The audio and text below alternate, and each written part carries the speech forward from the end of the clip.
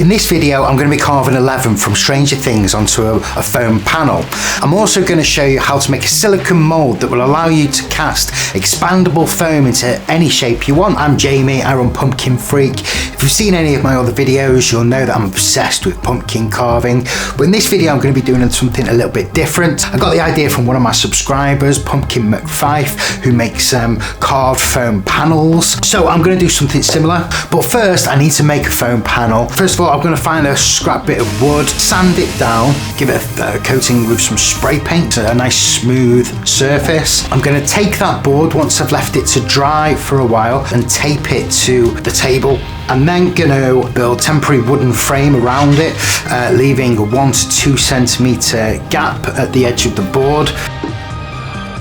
Then I use a 2-part silicone. This is a Moldmax T15. Comes in 2 component parts. You have to mix together to activate. So I'm gonna weigh out the amount that I need, tip it in, probably 2 jugs worth. I'm then gonna leave that for 24 hours. The next day. Remove the wooden battens and peel the silicone, which now should be nice and set away from the wooden board. And that's going to be the mold for my foam panel. The next thing is I like to give it a light dusting with some baby powder. Now it's quite important that you do this. Silicone doesn't like being painted. If you try and paint silicone without any powder on it, the paint's just going to pool and you're not going to be able to get a very even distribution of paint. By giving it a light dusting with the powder, you're going to allow the paint to adhere to the silicone in a much more uniform manner. Now, a lot of people that make foam pumpkins have an issue of paint flaking off. That's because they've made the foam and then tried to paint the foam. You'll be much more successful if you paint the mold and allow that paint to completely dry and then tip in the foam. That's then going to make the foam stick to the paint rather than the other way around, and it's going to be much secure. It's not going to have any problems with flaking. So there's 2 types of foams I like to use. This is a foam at 8. Also, I like to use the foam at 5. They come in 2 component parts, an A and a B, and you mix them together to make the expanding foam. The difference is between the two is price. The foam at 8 is a lot more expensive, but you're much less likely to get air bubbles. The foam at 5 is a bit cheaper, and it works just as well if you don't mind the odd air bubble. What I'm going to do now is mix this for the boards. I'm using foam at 8. I'm going to mix them together and tip that into the painted silicone mold. And I'm going to leave that for really 2 to 3 hours to allow that to cure completely.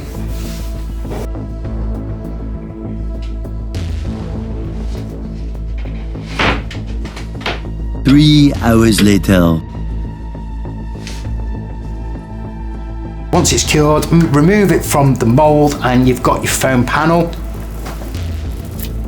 Now I've made a whole bunch of these. I've got a yellow and green one. Now that's actually got a green foam. I've got all different coloured pigments so I can dye the foam to different colours. So that's a yellow one that I'm going to do eventually. I've got a red one which has got a red foam on it. But this one that I'm carving I haven't used any pigment in this.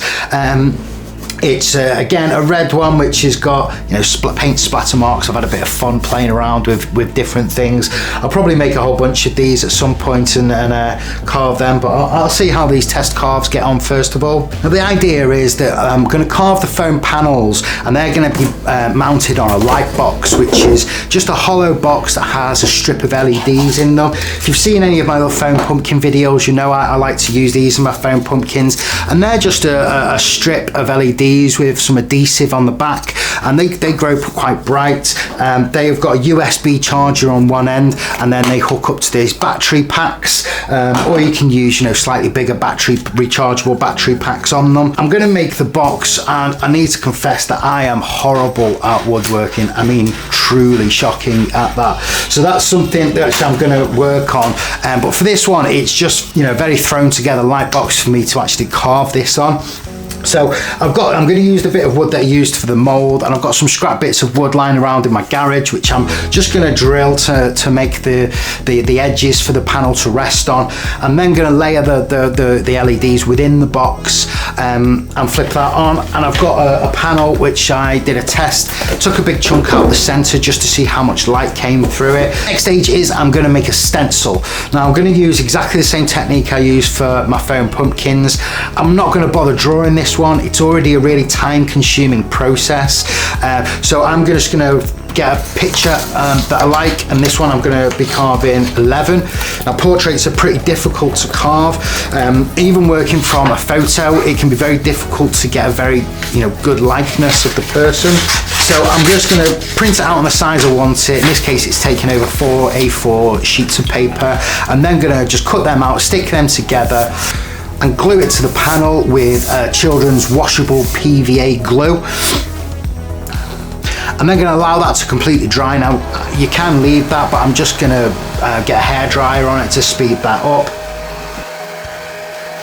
Now the next day then, it's moving on to the carve. I'm going to be using a manicure's nail drill. So I had a look at the nail drill in more detail on this Moon Knight video here. And all you're going to do is use this drill and looking at the picture, you'll start to see differences between the light and the shade areas. Something I went into on this Pro Carving Secrets video is how light interacts with a subject. And it's what you're looking for are the areas that are brightest, and you're just going to start to cut out the shapes that light is making on the object, and then work backwards towards the darker areas.